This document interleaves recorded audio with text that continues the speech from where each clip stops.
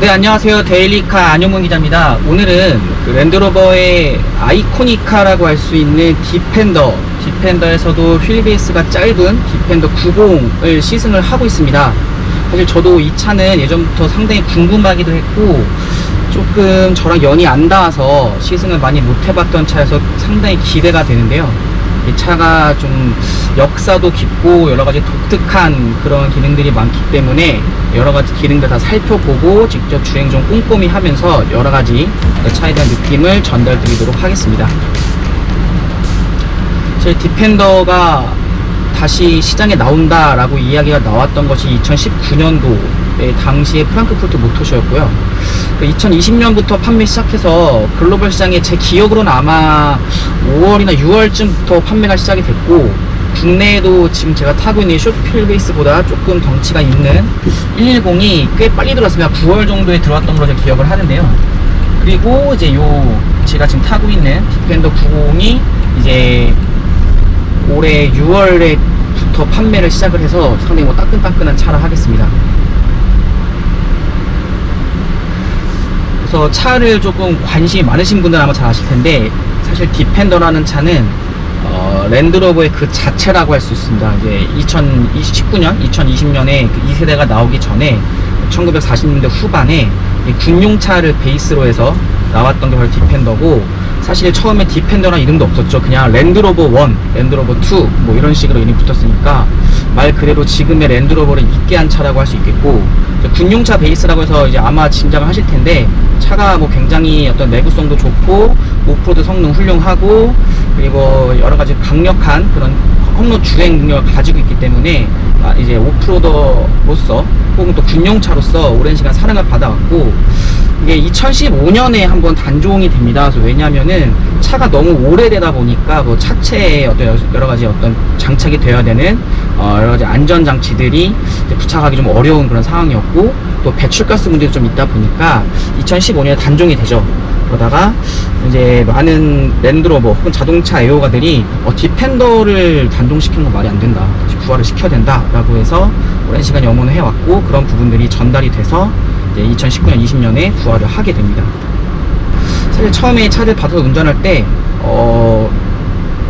가끔씩 있는 일이었는데 차에 대한 감이 굉장히 안 오는 상황이었습니다. 왜냐하면 차가 그러니까 너비나 높이 같은 거는 거의 2m 육박을 하는데 이 차 길이가 굉장히 짧습니다. 심지어 휠베이스 같은 경우는 2600이 안 돼요. 2600mm가 안 되는데 무슨 의미냐면 키는 거의 2m, 폭도 2m에 가까운 차가 휠베이스는 요새 우리나라에서 많이 팔리는 소형 SUV들 뭐 투싼이나 셀토스 이런 친구들보다 짧은 겁니다. 셀토스가 2640mm 정도 될 거예요. 그것보다도 조금 차. 그럼 보면 이제 뒷좌석이 좁냐? 그렇진 않습니다. 충분히 사람 탈 수 있고요. 이제 이게 덩치 위아래로는 큰데 이게 짧으니까 이게 어떤 효과가 있냐면, 처음에 좀 저도 적응이 안 되는데 차가 덩치에 비해서 상당히 잘 돌아갑니다. 그래서 지금 영상에는 안 찍혔을 텐데 굉장히 복잡한 그런 교차로에서 유턴을 제가 좀 했었어야 되는데 될까 싶었는데 싹 돌아가더라고요. 그래서 확실히 그런 부분에서는 좀 의미가 있는 것 같고, 태생의 군용차하고 지금 랜드로버에서는 이 디펜더를 기반으로 한 랠리카도 다시 만들어서 공개도 하고 막 그러는데, 무슨 얘기냐면 이게 좀 운동 성능 쪽에, 그러니까 빨리 뭐 굉장히 스포츠카처럼 달리는 건 아니지만 이제 좁은 길도 싹싹싹 지나가고 좀 민첩한 몸놀림이 필요한, 그리고 필요했던, 그리고 그런 것들을 보였던 차가 바로 디펜더입니다.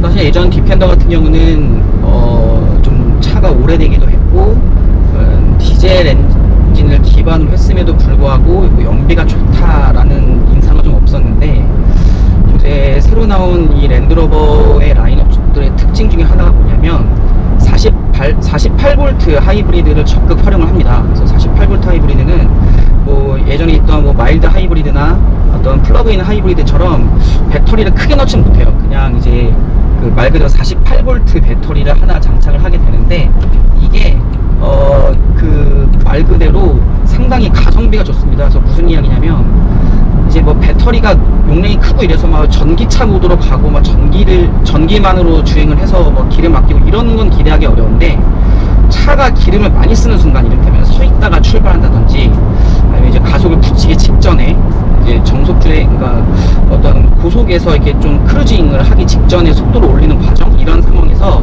교묘하게 모터에 힘을 슬쩍 실어줍니다. 그러면은 그게 이제 엔진의 힘을 조금 덜어주는 거죠. 그런 식으로 해서 뭐 연료 효율도 좋게 하고, 뭐 운행의 모든 구간에서 관여하진 않지만 어떤 그 기름 소비가 심할 수밖에 없는 상황에서 슬쩍 힘을 도와주기 때문에 어떤 시스템도 굉장히 간단하고, 기존의 내연기관 차를 48V 하이브리드로 돌리는 것도 수월하고, 기능이 거의 이제 구조가 그렇게 다르지가 않으니까요.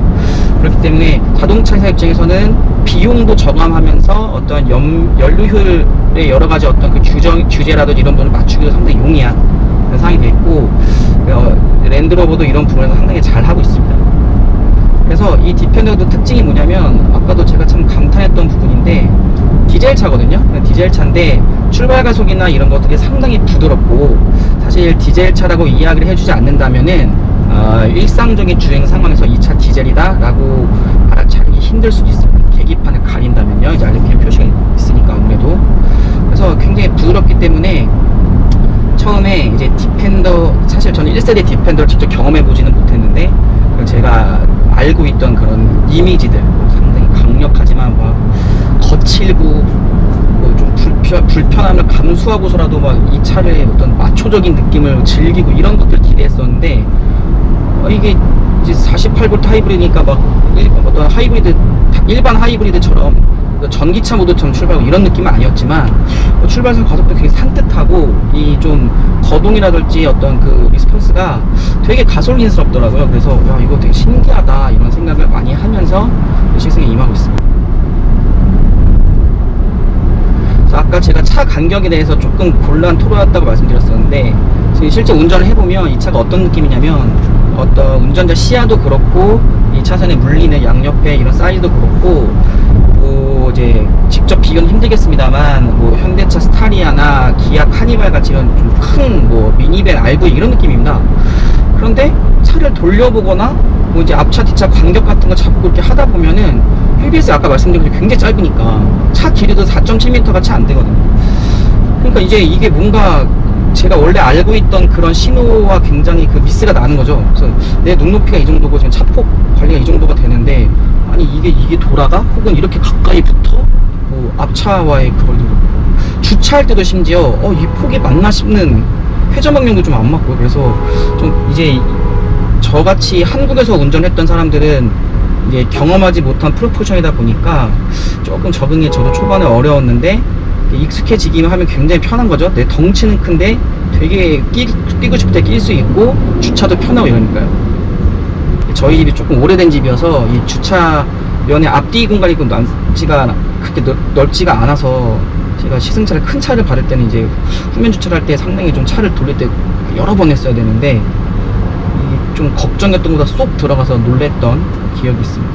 자, 기름을 가득 채우고 왔더니 주행 가는 거리가 750km 정도 됐다가 조금 주행을 해서 지금 740km 정도 나오고 있는데요. 연료 효율이 지금 국내에서 인증받은 게 복합 리터당 9.5km 정도 되는데, 항상 이런 차들 같은 경우는 좀 장거리 주행하고 이랬을 때는 이제 표시사항이 나올 테고, 이제 디펜더의 어떤 감각을 제대로 즐기고 싶다라고 해서 이제 좀 오프로드를 가신다든지 산길을 가신다든지 험진을 가시면 아무래도 그거보다는 떨어지게 되겠죠. 그래서 이 차가 그럼 이제 오프로드에서만 의미가 있고 일상 주행에서는 좀 별로냐, 이게 조금 말씀드리기가 어려운 것 같아요. 왜냐면은 이 차의 디자인도 그렇고, 이따 디자인 같이 보실 텐데, 어떤 그 느껴지는 감 이런 것들은 확실히 어떤 아웃도어 활동에 잘 맞는 것 같아요. 그런데 아까 말씀드렸던 이런 프로포션 이런 부분들이 또 이게 덩치가 큰 차라는 걸 즐기면서도 또 부담스럽지 않게 운전을 할 수가 있단 말이죠. 그러니까 이런 부분에서는 또 괜찮은 것 같고, 또 한편으로는 내 이렇게 덩치 좀 한 덩치 있는 차 타는데 이렇게 가다서다 반복하고 이런 상황은 좀 답답하게 느껴지기도 합니다. 근데 이렇게 좀 시야가 높은 차들의 특징인데, 또 이제 시야가 확실히 넓어지니까 이렇게 지금처럼 가다서다 하는 이런 상황에서 앞차의 앞차까지는 보이는 상황이거든요. 그러면 또 이렇게 슬쩍 보면서 조금 더 대응하기는 좀 편한 부분이 있고, 예전에 아르바이트 할 때 뭐 현대차 포터나 기아차 봉고 몰았을 때 시야랑 또 비슷한 것도 같습니다. 요즘에는 그 차에 디지털 계기판들이 많이 장착이 되고, 국산차도 거의 뭐 엔트리급 뭐 아반떼 정도 되는 차도 다 이제 디지털 계기판이 들어가는데, 사실 제가 기자 생활 하면서 이 디지털 계기판을 이 정도면 써도 되겠다, 되게 멋있다, 좋다라고 생각했던 게 제기어의 XJ였습니다. 그래서 이 정도 고급차는 이렇게 계기판도 이제 디지털이 들어가는 시대가 됐구나라고 감탄했던 적이 있는데, 그게 뭐냐면 이제 제기어 랜드로버가 이렇게 어떤 디지털 계기판, 디지털 디스플레이를 꽤 오래전부터 시도를 해왔고, 그런 부분들이 이제 상당히 노하우가 쌓였겠죠. 그래서 지금 디펜더 같은 경우도 사실은 디펜더의 이런 디지털 계기판, 디지털 디스플레이 어울리는지는 잘 모르겠습니다. 예전에 어떤 그런 감성은 잘 모르겠습니다만 굉장히 시인성이 괜찮고, 이런 구성 같은 경우도 어떤 그 자동차 스타일이라기보다는 좀 스마트폰 어떤 태블릿 이런 화면 구성과 흡사해요. 어떤 화면 배치라든지 뭐 UI라든지 작동을 시켰을 때 그런 이런 배치들 같은 경우들, 이런 것들이 가능했던 게 이제 제기어 랜드로버가 우리나라 이제 LG 그룹과 협업을 많이 하고 있습니다. 그래서 이런 디지털 계기판, 이런 디지털 디스플레이, 여러 가지 어떤 기능들 이런 것도 다 LG와 협업으로 만들어졌고요. 그래서 어쩌면 더 국내 소비자, 국내 운전자들에게 더 익숙할 수도 있겠습니다. 그래서 이런 것들이 또 괜찮은 게, 자동차 회사들이 자동차 회사 중심으로 만들면은 아무래도 어떤 예전에 어떤 레이아웃이라든지 이런 것들을 답습하기 마련인데, 이를테면 테슬라라든지 지금 뭐 제기어 랜드로버 이런 구성들, 이런 것들은 오히려 그 IT 베이스로 해서 이게 접근을 하다 보니까 자동차에서는 잘 나올 수 없었던 그런 시도들이 나오죠. 그래서 뭐 거창하게 어떤 기능이 차이가 있고 이렇게 말씀드리기보다 일단 앉아서 한번 체험을 해보시면은 이거는 어떤 자동차 조작하는 느낌이 아니라 스마트폰 조작한다는 느낌이 더 강하게 옵니다. 그래서 이런 것들은 요새 사실은 운전 안 하면 대부분 스마트폰 보고 있거나 PC 보고 있는데, 어떻게 보면 이제 운전자들도 이런 IT 베이스의 UX, UI가 더 익숙하겠죠? 그러니까 더 처음 만나더라도 더 익숙해지기도 편하고, 근데 괜찮은 것 같습니다. 시인성도 괜찮고요. 그래서 디펜더의 악명에 비해서는 연료 효율은 뭐 준수한 편, 표시 복합 리터는 9.5니까 뭐 악명 높다라고 이야기할 정도는 아닌 것 같고, 성능이 이제 최고 출력이 260마력은 안 돼요. 258, 259마력이고 토크는 57 토크가 조금 넘는데, 이제 아무래도 디젤이다 보니까 이제 토크 파워는 상당히 강력하고, 최고 출력 부분에서는 뭐 모자라지 않습니다만 뭐 이게 최고 성능이다라고 말하기는 살짝 잘 모르겠고, 다만 지금까지 이런 건 있습니다. 이제 제가 시승기간이 굉장히 길지가 않아서 제대로 된 오프로드 코스를 가서 막 차 흙탕도 묻혀보고 막 뒤뚱뒤뚱도 해보고 싶은데, 그럴 여력은 안 돼서 이 차의 퍼포먼스에 끝까지 끌어내기 좀 어려울 것 같고, 지금처럼 이제 가다 서다 하는 이런 상황에서는 좀 답답하죠. 이렇게 시야도 탁 트이고 한데 계속 앞에 오히려 더 막힌 게 보이니까. 그래서 일상주행 영역에서 이 차의 성능을 가지고서 뭐를 이야기하기는 조금 어려울 것 같고요. 그리고 재원표상 숫자에 사실은 그렇게 집착을 하지 않는 분들이 많으시기 때문에 뭐 이 정도면은 뭐 괜찮다라고 볼 수도 있겠습니다.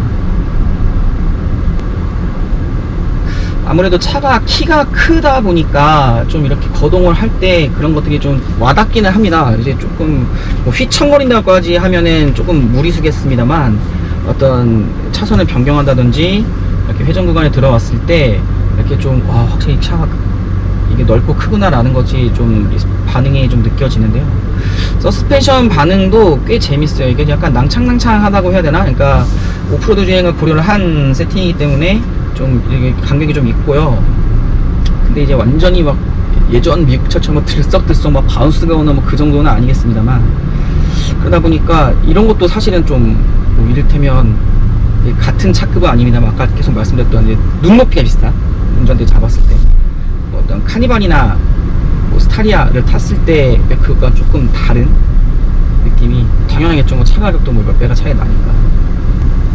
요새는 뭐 SUV가 대세고 세단보다 SUV가 많이 팔리니까 뭐 디펜더를 생애 첫 차로 구매하시기 좀 어려울 것 같고, 이제 다른 차를 경험하시다가 나도 좀 멀리 다니고 싶어 라고 생각해서 사실 분도 계실 거고, 아니면 혹은 세컨카 혹은 서드카로 생각하시는 분들 계실 텐데,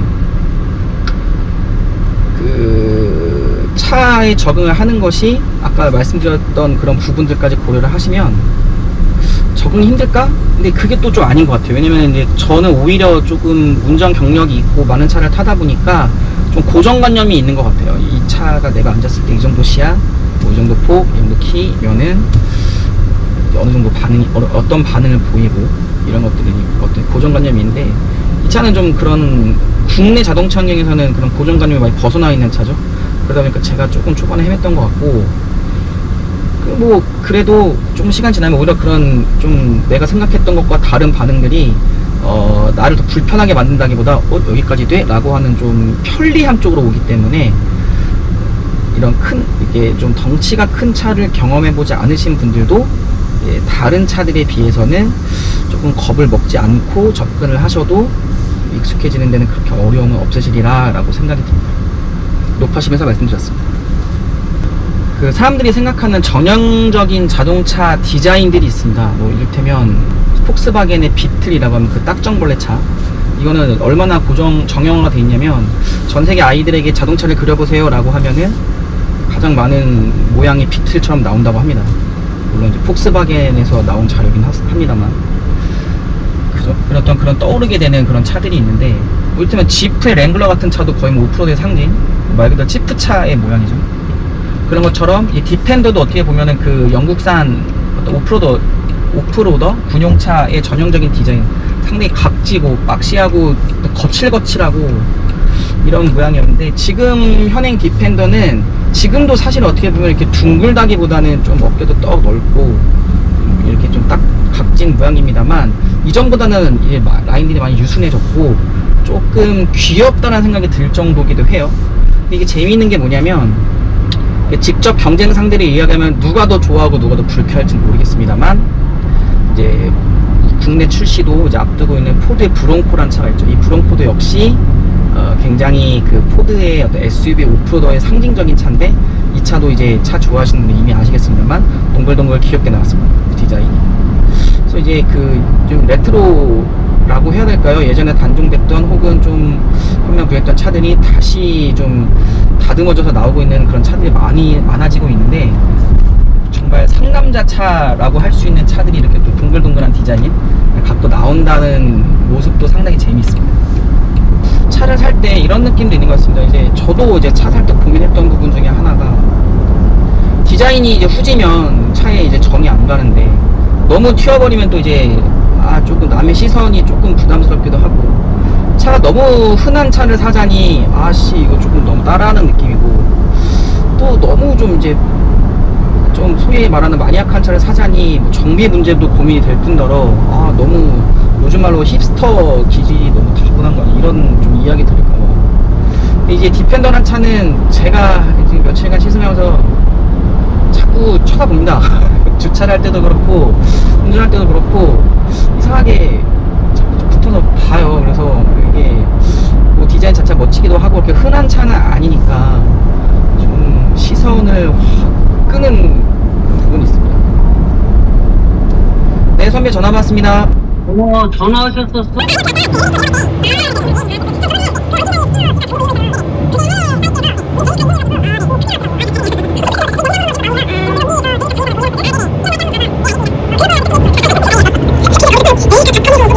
네.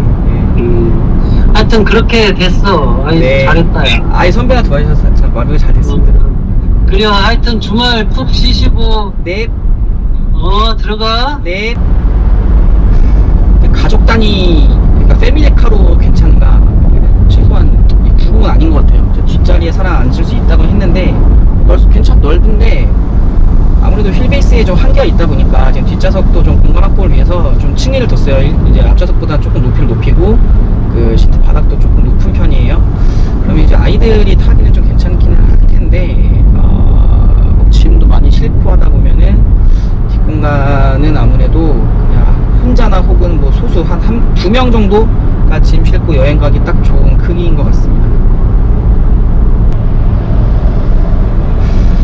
그리고 덩치에 비해서 차가 조금 가볍다라는 느낌이 오는데, 이게 가볍다라는 게 막 휙 날아갈 것 같다 뭐 이런 느낌이 아니라, 일단 뭐 엔진 성능도 뭐 좀 뒷받침되는 부분이겠습니다만 차가 굉장히 경쾌합니다. 이게 가능했던 게 뭐냐면, 이 차가 그 플랫폼이나 샤시가 알루미늄이에요. 그래서 제기어 랜드로버가 정말 잘하는 것 중에 하나가 이 가벼운 알루미늄 가지고 탄탄한 차체 만드는, 위쪽 부분에서 뭐 정평에 나 있죠. 뭐 이제 레인지로버부터 해서 이제 요새는 거의 이제 알루미늄 차체가 확대가 되고 있는 추세인데, 사실 디펜더가 알루미늄 차체다 썩 어울리지 않습니다. 정말 통짜 강판으로 만들어서 끼게 소리 날 것 같고, 이런 좀 상남자적인 그런 게 생각이 드는데, 얘도 알루미늄 자체라고 하니까 이게 또 확실히 주행에서도 조금 느낌이 오는 것 같은 생각이 들고요.